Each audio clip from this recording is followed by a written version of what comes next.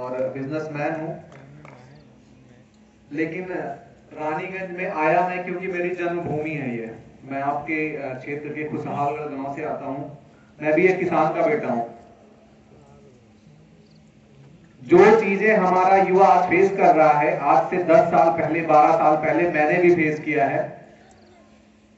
और 10-12 साल के बाद जब मैं अपने गांव लौट के आया तो यहां की वही स्थिति है जो मैं छोड़ के गया था।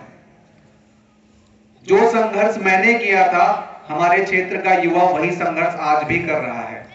आज भी वो मुंबई, दिल्ली, बेंगलोर, चेन्नई के चक्कर लगा रहा है। और एक बीमारी आई, एक महामारी आई, कोरोना। सारी पोल खुल के सामने आ गई। लोग पैदल चलने को मजबूर हो गए। रास्ते में बच्चों ने दम तोड़ दिया। कितनी महिलाओं का सुहाग छिन गया। भूख के मारे तड़प के लोग मर रहे थे। क्योंकि यहां से जब आप मुंबई जाते हैं, दिल्ली जाते हैं, आपको 15,000, 20,000, 10,000 की नौकरी करनी पड़ती है। अगर 2 महीने आपको बिठा दिया जाए घर में, तो घर में रोटी दाल मिलना मुश्किल हो जाता है। आज से 10-12 साल पहले ये चीजें मैंने देखी हुई है, इसलिए मैं इसको भली भांति समझता हूं। और आप लोगों के आशीर्वाद से और मेरी मेहनत और प्रभु की कृपा से आज मैं उस काबिल हूं कि मैं अपने क्षेत्र के विषय में सोच सकता हूं। जो हमारे क्षेत्र के नौजवान हैं उनके विषय में सोच सकता हूं। मैं यहां पे कोई नेतागिरी करने नहीं आया हूं। आदरणीय शिवपाल सिंह यादव जी ने मुझे भेजा है यहाँ पे, क्योंकि राजनीति के लिए, चुनाव लड़ने के लिए, सिस्टम में घुसने के लिए भी आपको एक पार्टी की जरूरत होती है। अगर दुर्गा प्रसाद सिंह बोलेगा कि नहीं मैं आपके क्षेत्र से चुनाव लड़ने आ रहा हूं, तो लोग जाति, बिरादरी, धर्म, तरह तरह की बातें करते हैं।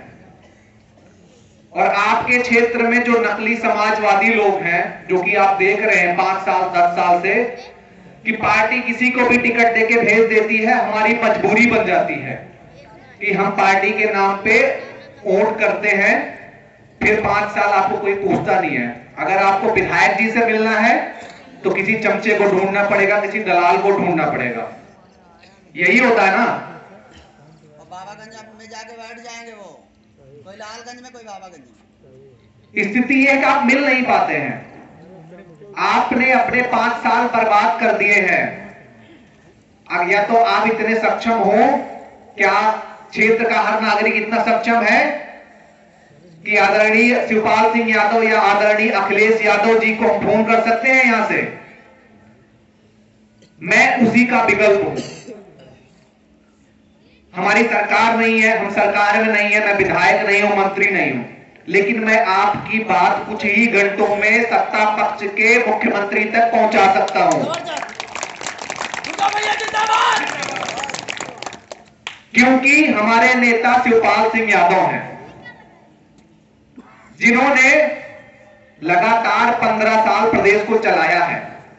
और हमारे उत्तर प्रदेश में आदरणीय नेताजी मुलायम सिंह यादव के बाद अगर कोई समाजवादी नेता है तो परम आदरणीय शिवपाल सिंह यादव जी हैं, जिनके समय में सिंचाई के लिए किसान को पैसा नहीं देना पड़ता था। किसान का कनेक्शन कभी इसलिए नहीं काटा जाता था कि उसने बिल नहीं जमा किया। तो इसलिए मैं उनका सिपाही बन के आया हूं और आपके क्षेत्र में 2 साल से संघर्ष कर रहा हूं।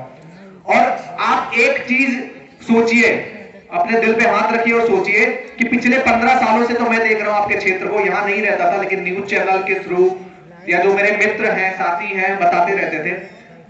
आपके यहां पे 3 विधायक हुए हैं, 15 साल में 3 विधायक हुए हैं।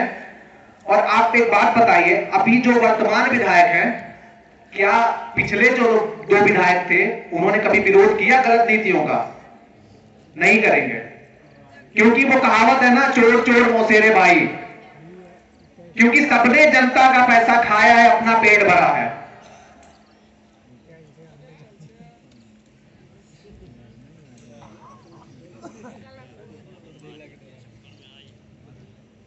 अगर हमारे कुछ भाई बोर हो रहे हो मेरी बात से तो हाथ खड़ा कर दे, मैं बोलना बंद कर दूंगा।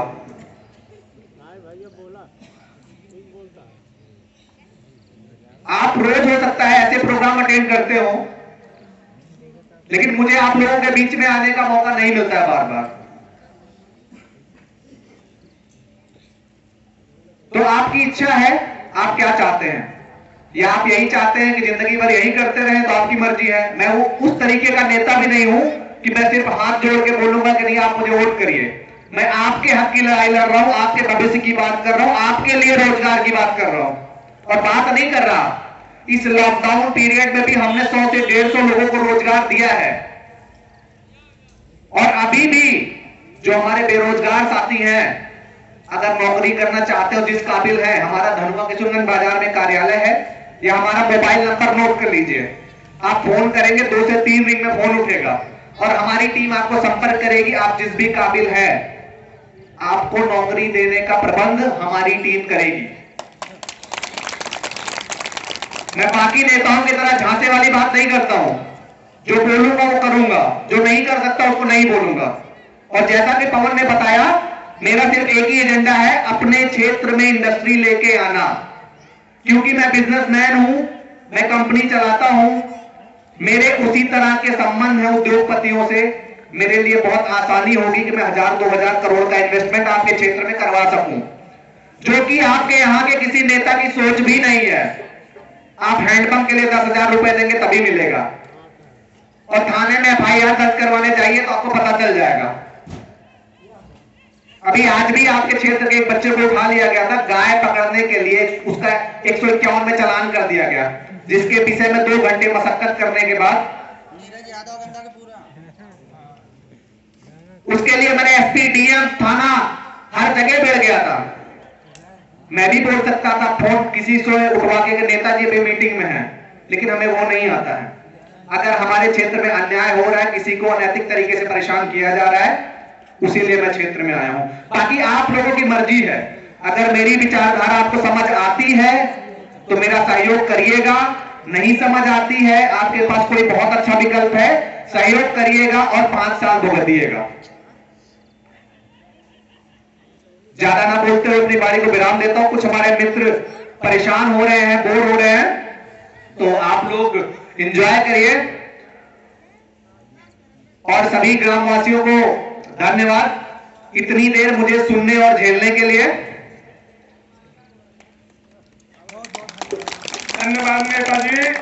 कहते नहीं है जो सपने देख सकते हैं उस सपने को भी सच कर देते हैं, और जो सोच नहीं सकते हैं वो कर भी नहीं सकते हैं। कम से कम आपने सोचना शुरू हुआ, जो आज पूरे विश्व का नहीं पूरे इंडिया का मुद्दा बन गया है। रोजगार, रोजगार वह सबसे बड़ा मुद्दा है।